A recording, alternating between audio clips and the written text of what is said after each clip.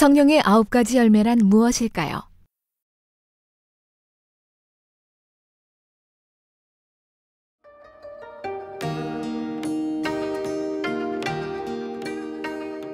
오직 성령의 열매는 사랑과 희락과 화평과 오래 참음과 자비와 양선과 충성과 온유와 절제니 이 같은 것을 금지할 법이 없느니라.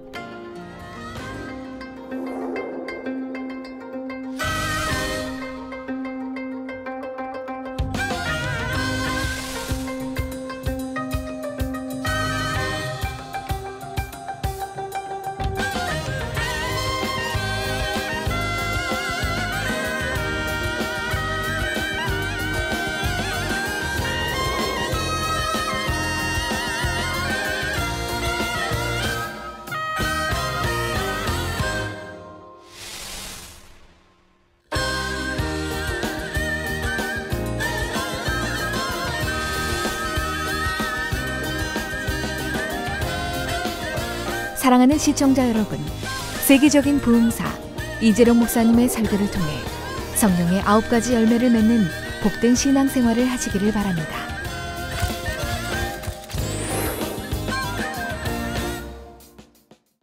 은혜 받으실 말씀은 신약성경 갈라디아서 5장 22절에서 23절까지입니다. 제가 봉독하겠습니다. 오직 성령의 열매는 사랑과 희락과 평과 오래 참음과 자비와 양성과 충성과 온유와 절제니 이 같은 것을 금지할 법이 없느니라. 아멘. 사랑하는 성도 여러분, GCN 시청자 여러분, 만민TV 시청자 여러분, 오늘은 성령의 9가지 열매 중에 5번째 자비에 대해 증거합니다. 자비는 사전에 남을 깊이 사랑하고 가엾게 여기는 마음이라고 정의합니다. 그러나 자비의 영적인 의미는 단순히 상대를 사랑하고 불쌍히 여기는 것만이 아니지요.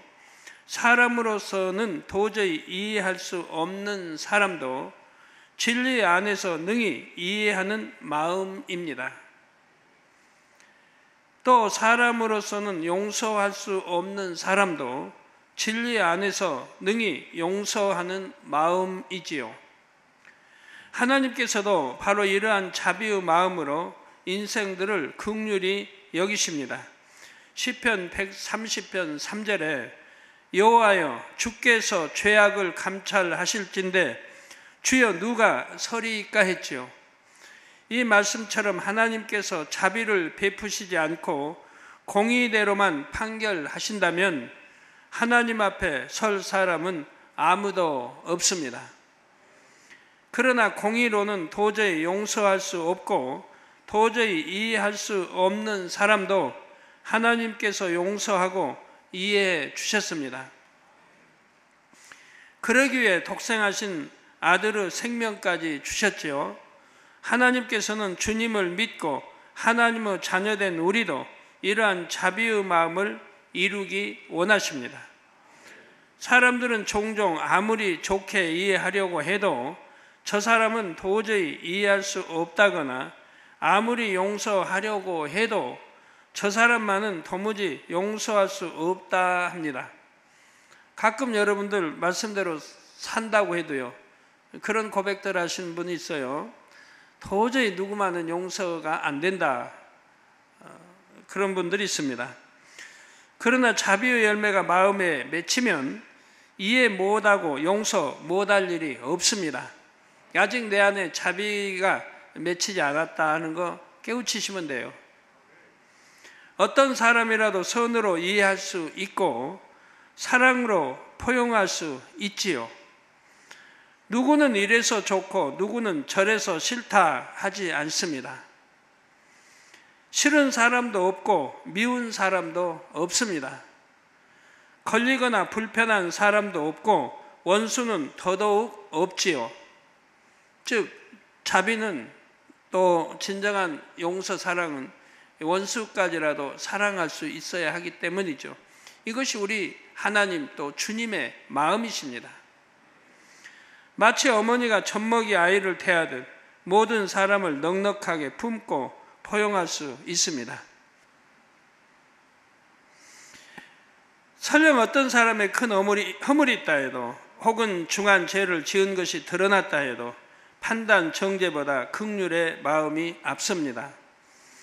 죄는 미워하되 사람은 미워하지 않고 상대를 이해해 주며 그를 살리고자 하는 것입니다.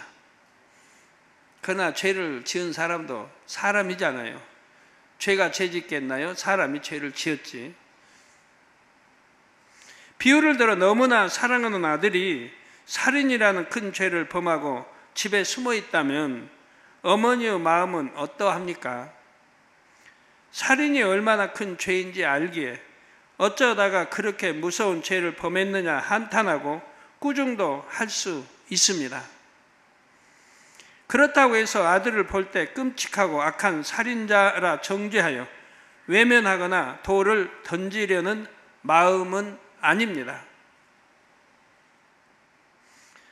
불쌍하고 안타까운 마음으로 어찌하면 용서받게 할 수 있을까 고민하고요. 심지어 어머니가 대신 벌을 받아서라도 아들에게 살 길을 찾아주고 싶은 마음입니다. 그러나 여러분 이제 살인을 하고 했다고 해봐요. 근데 아들을 사랑한다고 꽁꽁 숨겨주고 또 그렇게 덮어주고 넘어갈 수 있다면 그렇게 하는 그것은 또 영적인 사랑이라 할 수는 없습니다. 그건 육에 사랑하는 거죠. 영적인 사랑은 또 지었으면 지은 대로 또 받고 새 사람이 되기를 원하는 것이고요. 그래서 우리 아버지 하나님도 그렇게 하시지 않았습니까?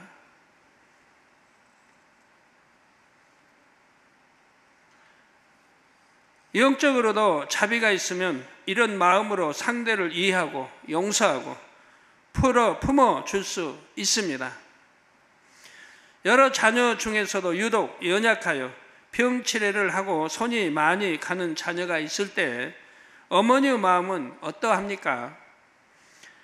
왜 이 아이만 약하게 태어나서 이렇게 내 속을 썩일까 하면서 귀찮아하고 싫어하는 것이 아니지요. 오히려 건강한 자녀들에 대한 마음보다 연약한 자녀에 대한 마음이 더 애틋합니다. 성령의 열매가 온전히 맺힌 사람은 내 자녀만 아니라 모든 사람에게 이런 어머니와 같은 마음이 되는 것입니다. 자기 자녀들에게 못할 어머니 얼마나 있어요? 대부분 다 자녀들에게 부모는 잘하죠. 내 자녀에게만 그렇게 잘한다고 해서 자비가 맺혀진 건 아니라 이 말입니다. 누구에게나 공평하게 누구에게나 그렇게 해야 된다 이 말이에요. 자비란 마음이 있으면.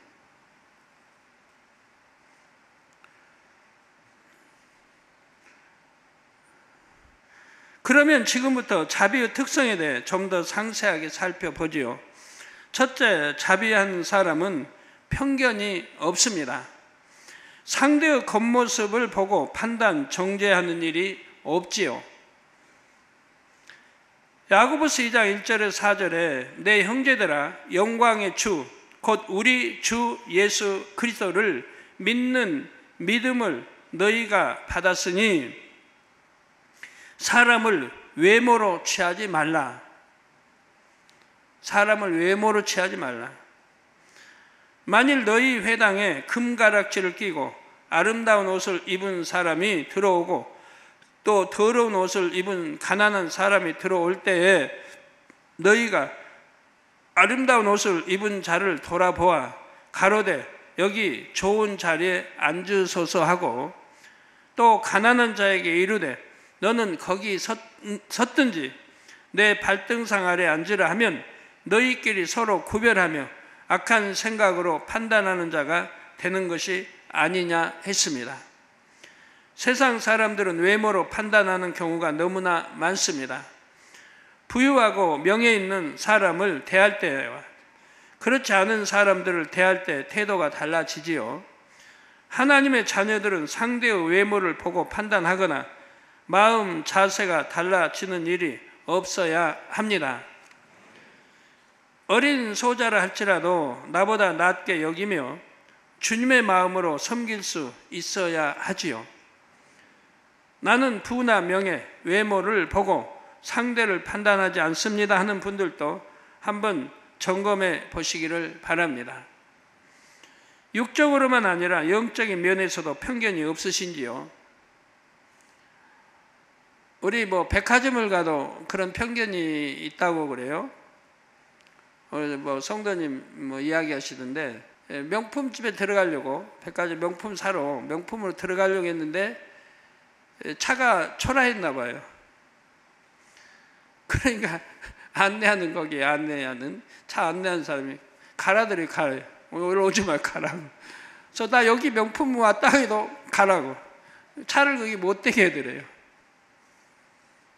그래서 차만 보고도 명품 사러 왔는지 안 왔는지 그분들이 그렇게 구분을 하나 봐요. 근데 그분은 명품을 사러 왔는데 차는 비록 낡았다 할지라도 호텔 같은 데 가시면 여러분 잘 알 수 있죠.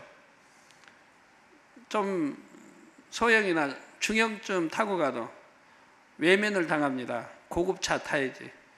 고급차 안 타면 그냥 왔나 보다 하고, 고급차 타면 타고 가서 인사 딱 하고 문 열어주고 딱 합니다. 그건 세상에서 하는 말입니다. 우리 주 안에서는 결코 그런 일이 없어야 하겠습니다. 그래서 사람들이 고급차도 타려고 하는 것 같아요.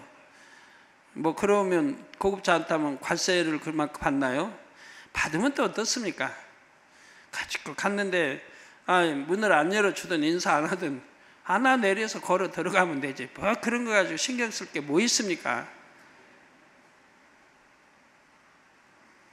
대접받으려고 왜 해요? 내 발 가지고 내가 걸어 들어가면 되지.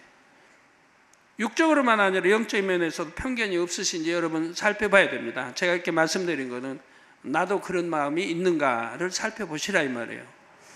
예를 들어 어떤 사람은 신앙생활을 오래 했는데도 영적인 깨달음이 둔하여 대화가 잘 안 통합니다. 유구 결례가 있어서 분위기에 맞지 않는 엉뚱한 말이나 주의 교양에서 벗어나는 행동을 자주 하는 사람도 있습니다. 혹시 여러분은 이런 사람들을 볼 때 답답하다, 왜 저것밖에 안 되나 하며 무시하고 멀리 하려는 마음은 없었는지요? 부부간에도 그런 일이 많이 있잖아요. 최근에도 어떤 부부 결혼한 지 오래 안 됐는데 결혼 전에는 너무 사랑해줬대요. 남편이 아내를 너무 사랑해주고, 그러니까 아내 될 사람을 너무너무 사랑해주고 서로 사랑했는데 결혼하고 나니까 삐그덕 맨 다투고 하고 사이가 안 좋아지고 그랬다고 그래요. 그래서 생활도 어려워서 생활 탓이냐 내가 그랬더니 생각 탓이래요. 서로 의견이 안 맞고. 옛날에 사귈 때 그 모습이 아니고 이제 살다 보니까 전부 허물이 드러나는 거죠. 그러니까 맨 의견 대립하고 하다 보니까 참 힘들어지고 결국은 이혼까지 법정까지 갔는지 그것도 여러 차례 그래가지고 간신히 이렇게 또 이렇게 해서 지금은 진리로 변화돼 가지고 행복한 가정을 이룬 그런 가정을 지난주에 봤습니다. 사랑해서 결혼했는데 마음이 안 맞으면 어떻고 생각이 안 맞으면 어떻습니까? 서로 노력해서 고치면 되지요. 그 수밖에 없잖아요. 주 안에서 이혼할 수도 없고 서로 노력해서 고쳐. 처음에 사랑했던 그 마음이 변질이 안 돼야 행복하지. 변하면 그때부터 행복이 깨지는 거잖아요. 사랑했던 마음이 변하지 않고 더 승화돼야 행복한 거지. 그 마음이 깨지면 불행해진단 말이에요. 왜 깨트리려고 해요? 서로가 노력해서 깨지 않고 더 아름다운 승화시켜 나가야죠. 성도님들, 우리 남성도님들, 그렇죠? 상대를 찌르는 말이나 무례한 태도로 무한하게 만드는 일은 없으십니까? 또 어떤 사람들은 범죄하여 연단 중에 있는 사람을 볼 때 마치 자신이 재판관의 입장에 있는 것처럼 상대를 정죄하고 수군수군합니다. 그런 사람도 의외로 많이 있어요. 저 사람 범죄해서 저런다고. 그런데 사실은 하나님 편에서 볼 때는 그 범죄한 그 사람을 더 사랑할 수도 있는데요. 왜? 앞으로를 보고 그가 더 큰 그릇으로 나올 수도 있고 더 성결되고 더 온전한 자로 나올 수도 있기 때문입니다. 현재를 보신 게 아니고요. 또 어떤 사람은 사랑을 너무 받기 때문에 같은 죄를 지었어도 이쪽은 그냥 넘어갈 수 있는 것도 이쪽은 너무너무 사랑받는 사람은 넘어가질 않습니다. 하나님이. 왜? 매를 때리십니다. 징계하십니다. 왜? 그런 것까지라도 버려야 정말 더 큰 그릇으로 또 더 좋은 천국으로 들어갈 수 있는 그런 그릇은 그렇게도 하신다 이 말이에요. 성경에 보면 하나님을 지극히 사랑했던 다윗 같은 경우 그렇게 하나님이 징계하시지 않습니까? 엄히 징계하시지 않습니까? 그런데 그걸 모르는 백성은 오히려 조롱을 합니다. 또 신하나 장수나 이런 하나님의 깊은 마음을 모르는 그들은 오히려 범죄한 다윗을 버리고 배신하는 거 볼 수 있습니다. 그러나 그 후에 보면 배신한 자들은 멸망으로 끝까지 붙잡혔던 자들은 영생으로 들어가는 걸 볼 수가 있지 않습니까? 그러니까 우리가 현재를 보고 상대를 비난할 것도 없고 정죄하고 수군 거릴 것도 없고 재판관이 되지 말란 거예요. 오직 재판관은 한 분, 하나님이십니다. 그러나 사람들이 간음한 여인을 끌고 왔을 때 예수님께서는 너희 중에 죄 없는 자가 먼저 돌로 치라 하셨지요. 하나님 앞에서 징계받는 사람을 볼 때도 자비의 마음이 있으면 오히려 긍휼히 여기며 저가 힘을 내어 잘 통과하기를 원하는 것입니다. 자, 둘째, 자비한 사람은 어려움에 처한 사람을 긍휼히 여기며 즐겨 구제합니다. 곤란을 겪은 사람을 마음으로만 불쌍히하고 말로만 힘내세요 하는 것이 아닙니다. 그 마음이 진실이라면 어찌하든 실질적인 힘이 되어 주려는 행함으로 나타내는 것입니다. 요한일서 3장 17절 18절에 누가 이 세상 재물을 가지고 형제의 궁핍함을 보고도 도와줄 마음을 막으면 하나님의 사랑이 어찌 그 속에 거할까 보냐. 자녀들아, 우리가 말과 혀로만 사랑하지 말고 오직 행함과 진실함으로 하자 했습니다. 말과 혀로만 사랑하는 분들 많이 있죠. 여러분들 어떠세요? 말로는 사랑한다, 또 긍휼히 여긴다. 그러나 행함으로는 나타내지 않는 분들 있죠. 우리 교회는 참 좋은 하나님 기뻐하시는 자녀들이 많이 있으니까 저도 참 행복한데요. 열심히 제 마음이 돼서 두루두루 구제한 분도 있습니다. 전에는 한 분이 지금은 두 분이 됐고 지금 두 분이 지금은 세 분이 되고요. 여러 분으로 지금 나오고 있는데요. 제가 살펴야 할 것 살피지 못할 때 나중에 들어보면 그분들이 살폈던 거예요. 또 찬조도 두루 하고 구제도 두루 하고 구제하는 분 열심히 또 구제를 합니다. 제 손길에 미치지 못한 것들은 또 그분들이 구제하는 걸 보게 돼요. 얼마나 감사한지. 저는 한 분이 열심히 했던 게 이제 두 분이 되고 두 분이 이제 세 분이 되고 이렇게 늘어나는 걸 보게 되는데 말로만 혀로만 사랑한다 하면 무슨 소용이 있습니까? 행함으로 나타내야죠. 야고보서 2장 15절 17절에 만일 형제나 자매가 헐벗고 일용할 양식이 없는데 너희 중에 누구든지 그에게 이르되 평안히 가라 더웁게 하라 왜 배부르게 하라 하며 그 몸에 쓸 것을 주지 아니하면 무슨 이익이 있으리요. 이와 같이 행함이 없는 믿음은 그 자체가 죽은 것이라 했습니다. 여러분, 여호와 하나님을 기쁘게 해드리면 반드시 하나님은 무언가 주십니다. 기쁘게 해드렸으니까 주시는 거예요. 저도 그런 일을 많이 당해요. 많이 겪어봐요. 누가 조금만 기쁘게 해줘도 그냥 주고 싶고 그런 거 이제 많이 보는데, 여러분 마음에 있다면 얼마든지 구제할 수도 있고 도울 수가 있습니다. 내가 먹는 거 줄여서 도울 수 있죠. 내가 나가서 외식할 거 한번 줄이면, 내가 고기 반찬 잘 먹을 거 한 번 줄이면, 2번 줄이면, 3번 줄이면 적게나마 구제할 수 있는 것 모아질 수도 있고요. 상대가 굶고 있어서 불쌍하지만 나도 한 끼 먹을 양식뿐이니 어쩔 수 없지 하는 것이 아닙니다. 나도 어렵게 사는데 내가 어떻게 구제할 수 있나. 마음은 원이로 돼. 그분은 항상 마음은 원으로 살아요. 행함은 따르지 않고. 내가 아무리 어려워도 구제할 수 있는 마음, 행함으로 구제할 때 그 사람이 이제 부유해지면 참으로 구제를 잘할 수 있는 사람이죠. 불쌍하다는 말이 진심이라면 내가 먹을 것이라도 나누어 줄 수 있지요. 물질의 문제만이 아닙니다.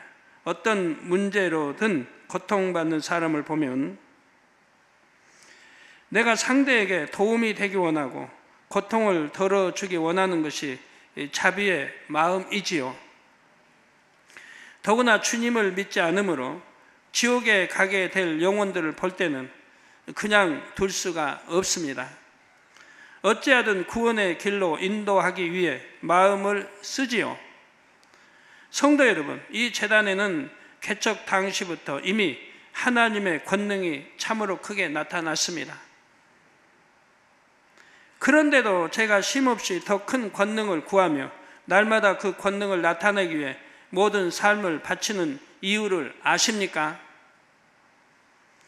저 자신도 가난의 고통을 절실히 겪어봤고 질병으로 모든 소망이 끊어지는 고통도 너무나 처절하게 체험했기 때문입니다. 이런 문제들로 고통받는 사람들을 보면 저 자신의 일처럼 느껴지고 힘을 다해 도와주기를 원합니다. 어찌하든 문제를 다 해결받게 해주고 싶고 만나는 사람마다 지옥의 형벌에서 벗어나 천국 길로 가는 것이 제 소원이지요. 그러나 제가 어떻게 그 모든 사람들을 다 도울 수 있겠습니까?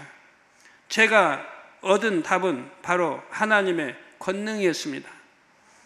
모든 사람들의 가난과 질병, 온갖 재앙과 고난을 제가 다 해결해 줄 수 없다 해도 그들이 하나님을 만나고 체험하면 됩니다. 그래서 한 영혼이라도 더 하나님을 만나고 체험할 수 있도록 더 큰 권능을 보여주고자 하는 것입니다.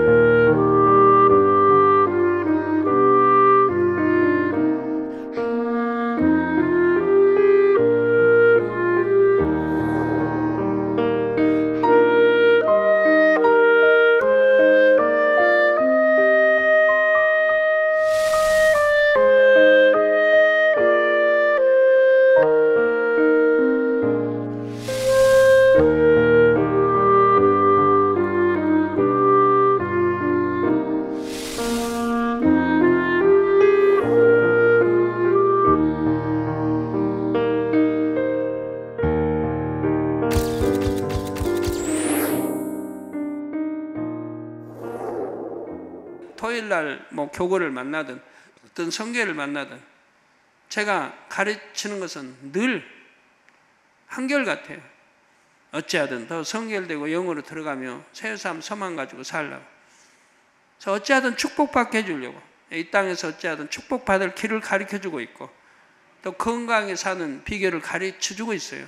좋은 천국에 갈 수 있는 걸 그 길을 항상 안내하고 있는 거예요. 나 혼자만 좋은 천국 가면 뭐예요? 우리 성도님들 같이 가야죠. 어찌하든 제가 전에 약속한 대로 안 따라오면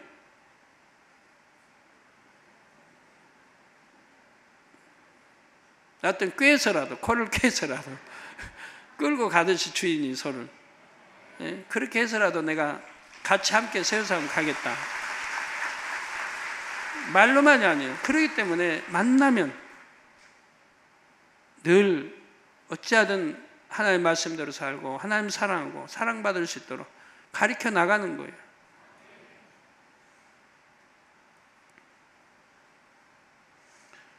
근데 요즘은 그래야 여러분들 참 권능을 받는다는 게 쉬운 게 아닙니다. 기도에서 권능을 크게 받았다고 해봐요. 그 삶이 쉬운 게 아니에요. 얼마나 고달프다는 게 여러분 알아야 됩니다. 삶이 굉장히 육으로 보면 고달퍼요.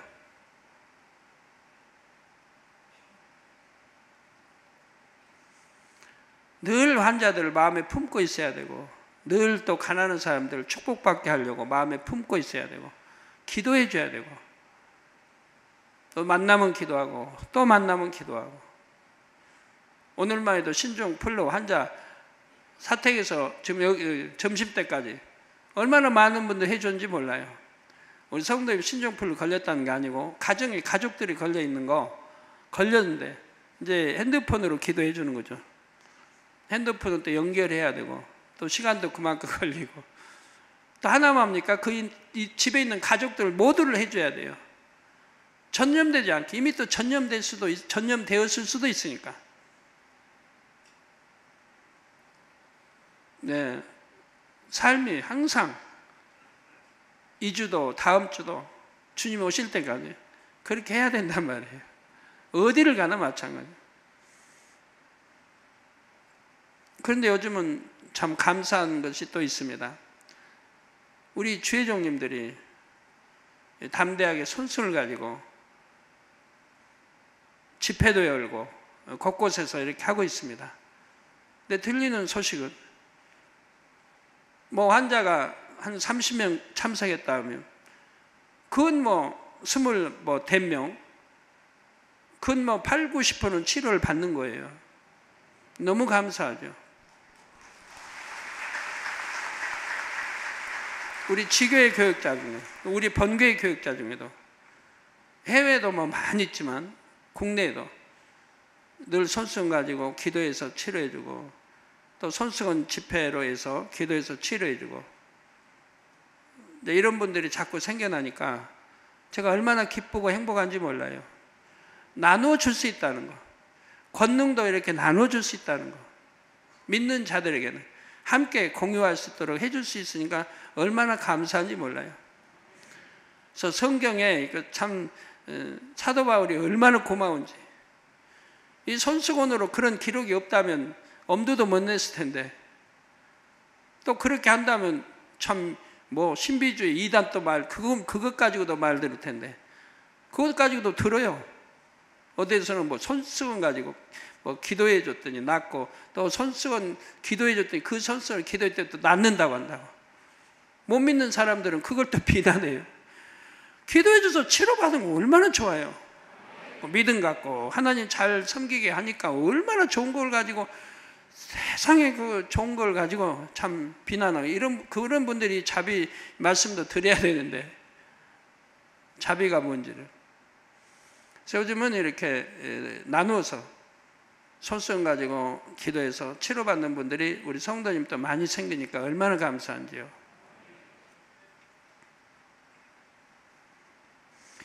물론 권능을 보여주는 것만으로 영혼 구원의 과정이 다 끝나는 것은 아닙니다.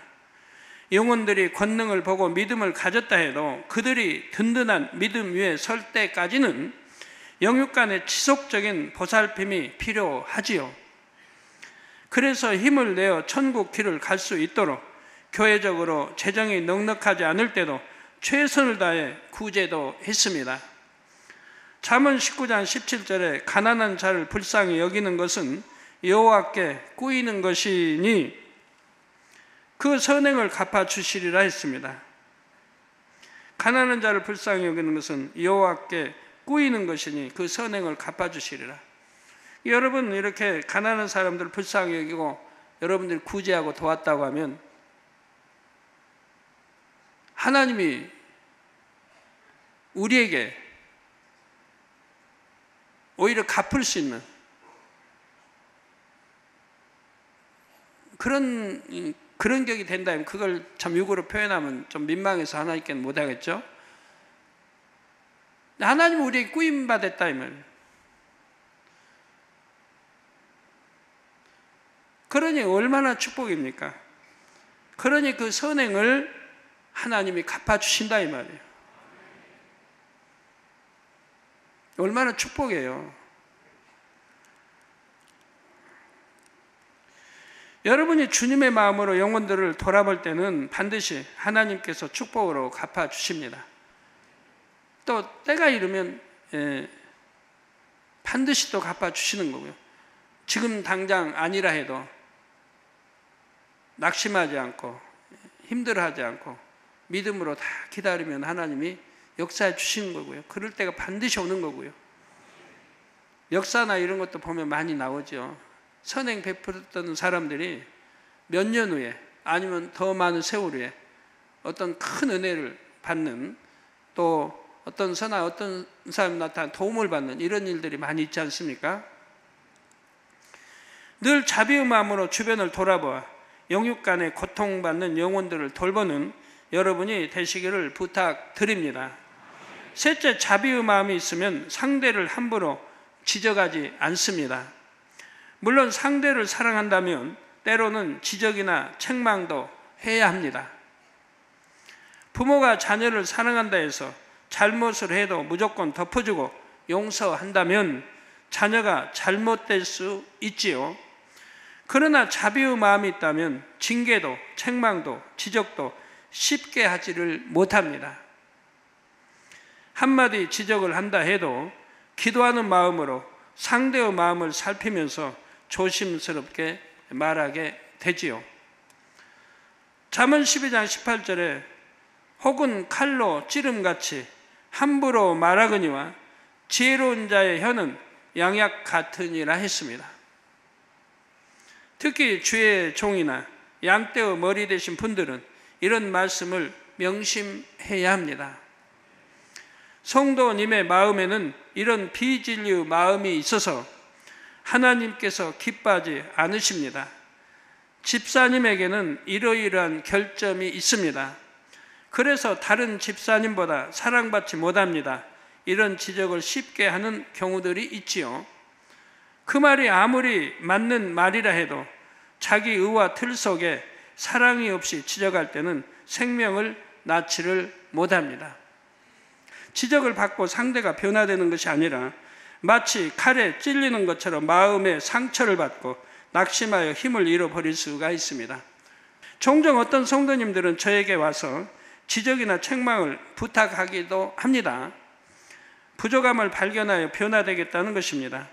그러나 제 편에서는 쉽게 말을 해 줄 수가 없습니다. 당장은 충만하니까 감사함으로 받는다 해도 이후에 충만함이 떨어질 때는 그 마음이 어떻게 될지 모르기 때문이지요. 종종 하나님의 일을 이루기 위해서나 성도님들이 문제 해결을 받아야 할 때는 제가 어쩔 수 없이 지적하는 경우가 있습니다. 그럴 때도 저는 참으로 간절한 마음입니다.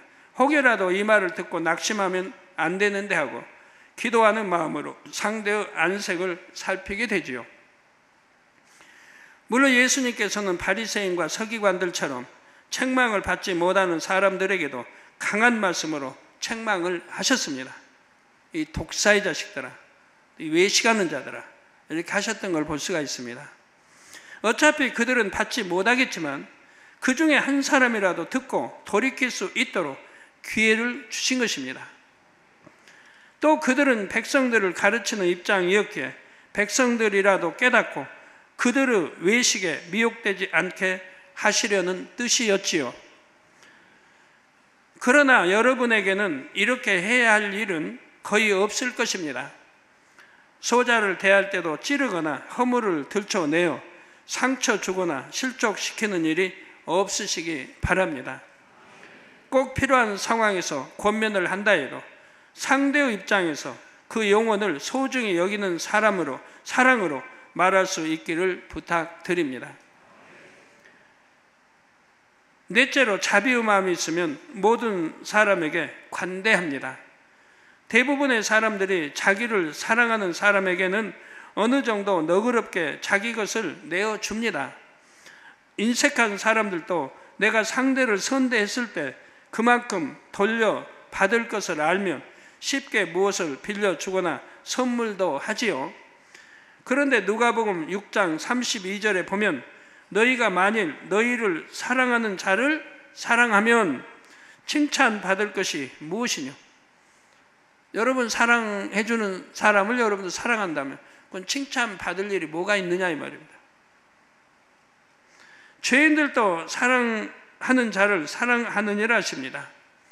죄인들도 아무리 악한 사람이라도 자기를 사랑해주면 좋아해요. 사랑 주는 거고요. 어떤 대가를 얻고자 하는 마음이 없이 상대를 위해 나를 내어줄 때 자비의 열매를 맺을 수 있는 것입니다. 예수님께서는 심지어 가룟 유다 같은 자에게도 아낌없이 사랑을 주셨지요. 유다가 배신할 것을 처음부터 아셨지만 끝까지 유다를 곁에 두셨고 다른 제자들과 똑같이 대하셨습니다. 그리고 어찌하든 그가 회개할 수 있도록 계속해서 기회를 주셨지요. 예수님께서는 십자가에 못 박히셨을 때도 오히려 못 박는 사람들을 위해 기도하십니다. 누가복음 23장 34절에 아버지여 저희를 사하여 주옵소서. 저들은 죄 짓는 자, 저가 악을 행하는 자, 주님을 비난하고 또 못 박는 자, 저희를 사하여 주옵소서. 자기의 하는 것을 알지 못함이니이다 하셨죠. 자기들이 얼마나 지금 악을 바라고 얼마나 큰 죄를 짓고 있다는 걸 자기들 모른다 이 말이에요. 그러니 주님 사랑 용서해 달라는 거예요. 주님이 하나님께 저들을 용서해 주옵소서. 이처럼 도무지 용서할 수 없는 사람도 능히 용서하는 마음이 자비입니다.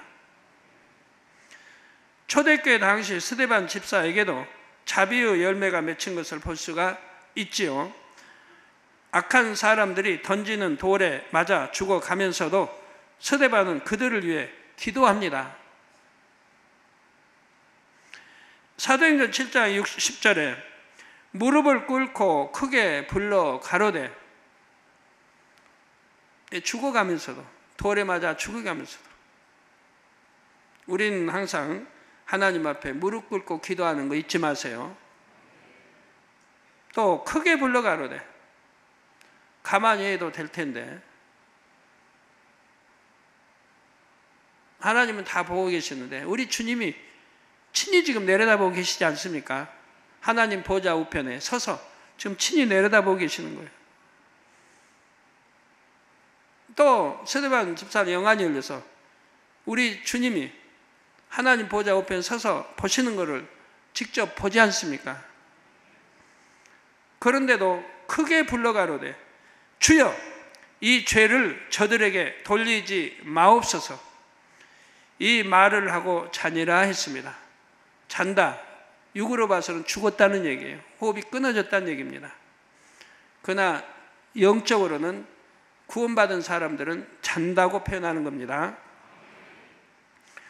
복음을 받아들이는 사람들만 아니라 대적하며 애매히 돌로 치는 악인들을 위해서까지 중심으로 중보의 기도를 해주는 것입니다.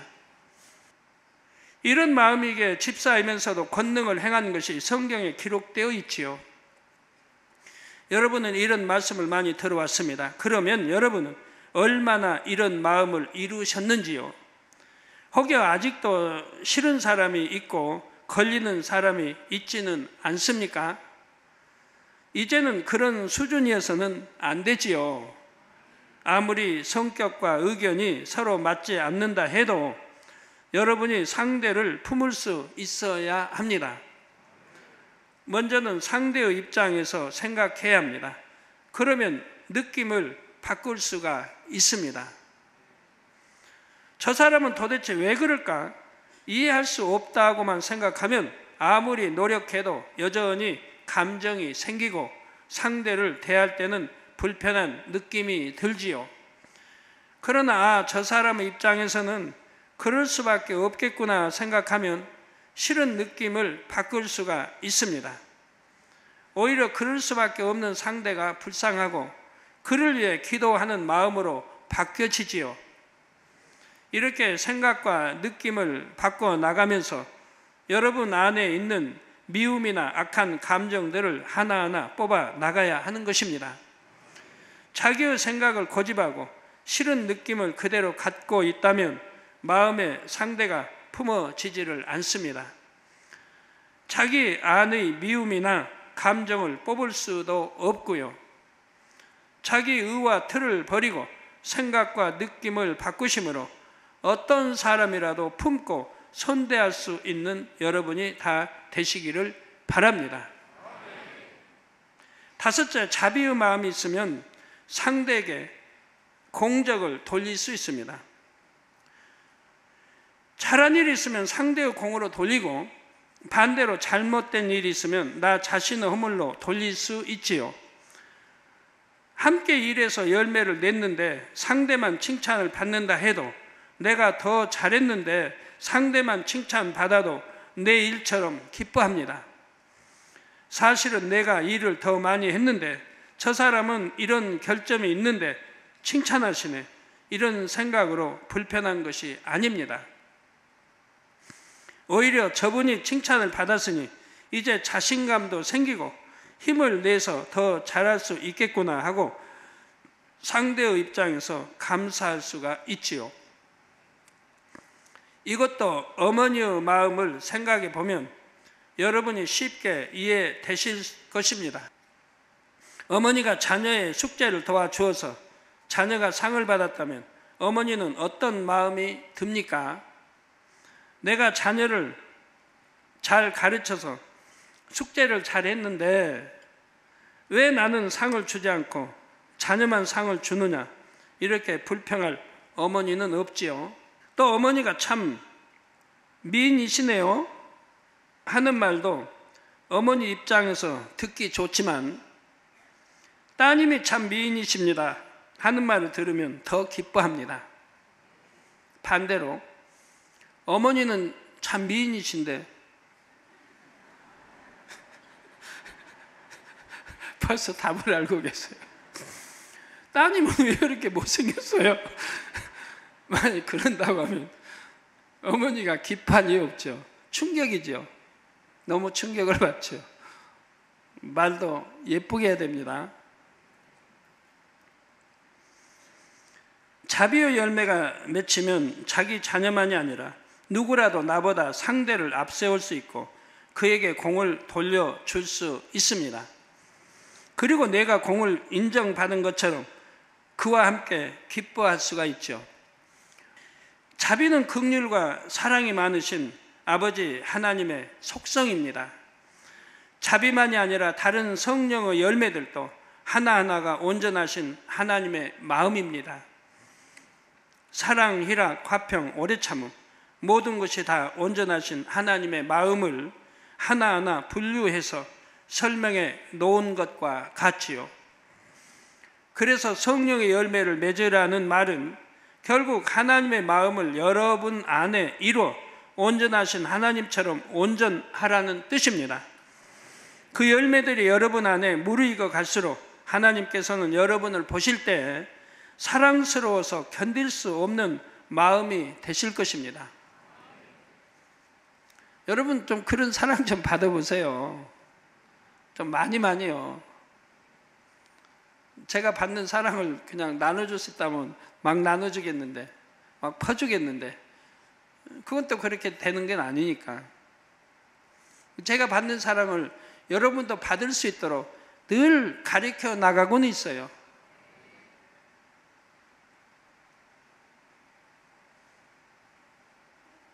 또 나눠줄 수 있는 건 있더라고요. 뭐 권능 같은 거는.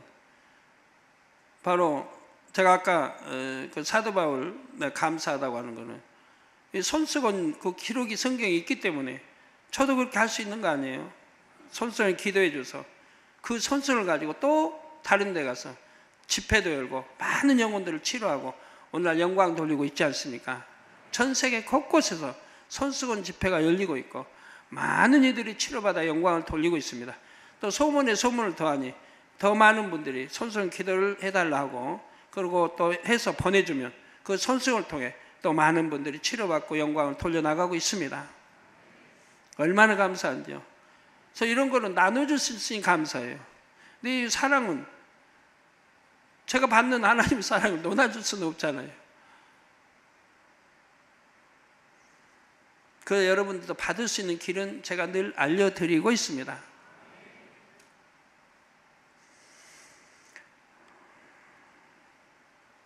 나를 꼭 빼어 닮은 아들이라 딸이라 하시며 기쁨을 이기지 못하시는 것이지요.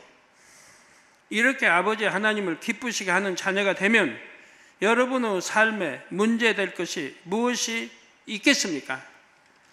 어떤 것이라도 구하는 대로 응답받을 수 있고 여러분의 마음에 품은 것조차도 하나님께서 먼저 아시고 응답해 주십니다. 사랑하는 성도님들은 성령의 열매를 다 온전히 맺어 범사에 하나님을 기쁘시게 하시기를 바랍니다. 그래서 날마다 축복의 간증이 넘치며 천국에서도 아버지의 형상을 꼭 닮은 자녀로서 큰 영광을 누리시기를 주님의 이름으로 축원합니다. 네, 말씀 상고하시면서 통성으로 다 같이 기도하시겠습니다. 할렐루야. 주님, 은혜와 사랑에 감사를 드립니다. 오늘 또 들은 말씀이 믿음이 되고 생명이 되게 도와주시기를 원합니다. 또 자비의 마음을 우리 모두가 지닐 수 있도록 축복해 주시기 원합니다. 아버지, 자비의 마음을 가질 수 있도록 축복해 주옵소서. 감사합니다. 그라여 속히 더 우리 주님 마음 담고 아버지 하나님 마음을 닮을 수 있도록 인도해 주시기를 원합니다. 우리 주 예수 그리스도의 이름으로 기도하옵나이다. 아멘.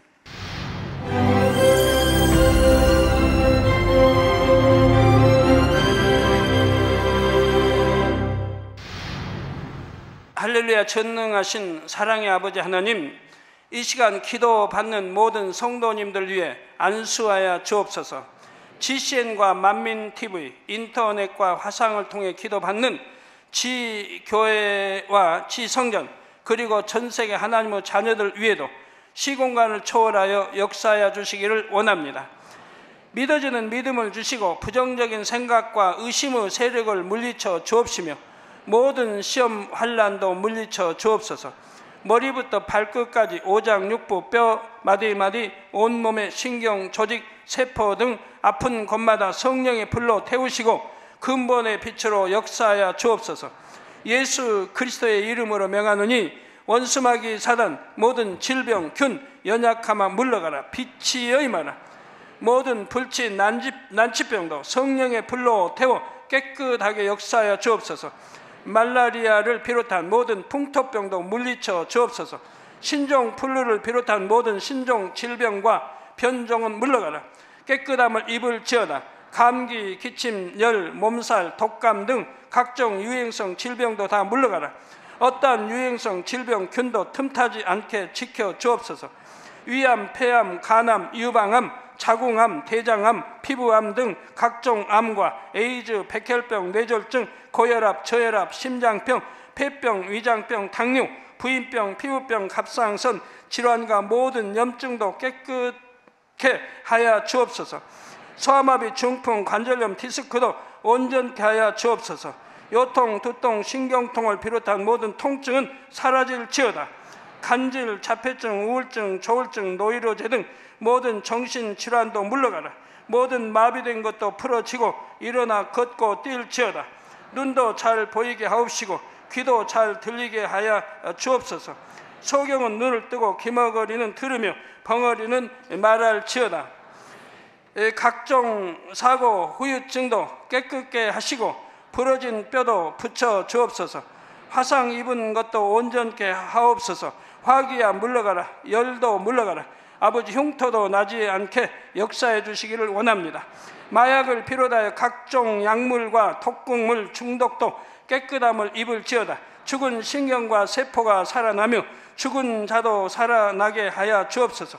잉태의 축복도 주시기를 원합니다. 잉태 축복을 받으라. 예수 그리스도의 이름으로 명하노니 원수마귀 사단을 하늘 공중 곳에 잡은 악의 영들아 물러가라. 그의 사자들도 물러갈지니라. 이 땅의 악한 영, 더러운 영, 거짓되고 간사한 영, 이간질하고 미혹하는 모든 어둠들은 물러가라. 모든 흉악의 결박을 풀고 어둠아 물러가라. 빛이여 임하라. 아버지 하나님, 부르짖어 기도할 수 있는 능력을 주시고 죄를 버리고 성결될 수 있는 능력을 주옵소서. 영혼이 잘됨같이 범사에 잘되게 하시고 가정의 복음화도 이루어 주시길 원합니다. 한 주간도 모든 사고와 재앙으로부터 지켜주시고 불통이 없는 형통한 삶을 살 수 있도록 축복해 주옵소서. 성령의 불담으로 천군 천사와 주님의 불꽃 같은 눈동자로 모든 하나님의 자녀들과 가정, 일터, 사업터를 지켜주시기를 원합니다. 학생들에게 지와 명철을 더하시고 공부도 할 수 있는 뜨거운 마음과 열정도 더하여 주옵소서. 마음과 생각을 세상에 빼앗기지 않도록 지키시고 하나님을 뜨겁게 사랑하는 학생들로 축복하여 주옵소서. 하나님의 자녀들이 먹으나 마시나 입으나 무엇을 하든지 하나님 앞에 영광 돌리는 삶이 되게 축복하여 주시기를 원합니다. 나는 하나님을 만났노라, 체험했노라, 응답 받았노라, 축복 받았노라, 간증하는 입술이 되게 역사하여 주옵소서. 아버지 하나님 감사합니다. 홀로 영광 받으옵소서. 우리 주 예수 그리스도의 이름으로 기도하옵나이다. 아멘. 성령의 9가지 열매란 무엇일까요?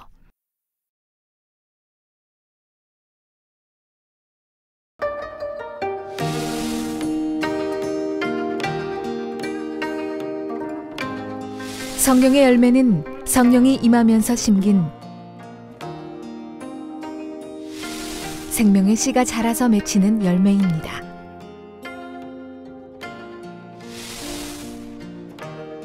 성령의 열매를 맺기 위해서는 성령이 인도하시는 대로 순종하여 신앙생활을 해나가야 합니다. 성령의 인도하심을 따라 성령의 소욕을 쫓아 나갈 때 영이 점점 성장하고 영의 열매를 맺게 됩니다. 사랑하는 시청자 여러분, 세계적인 부흥사 이재롱 목사님의 설교를 통해 성령의 인도하심을 따라 신앙생활을 해나가며 성령의 9가지 열매를 풍성하게 맺으시기 바랍니다.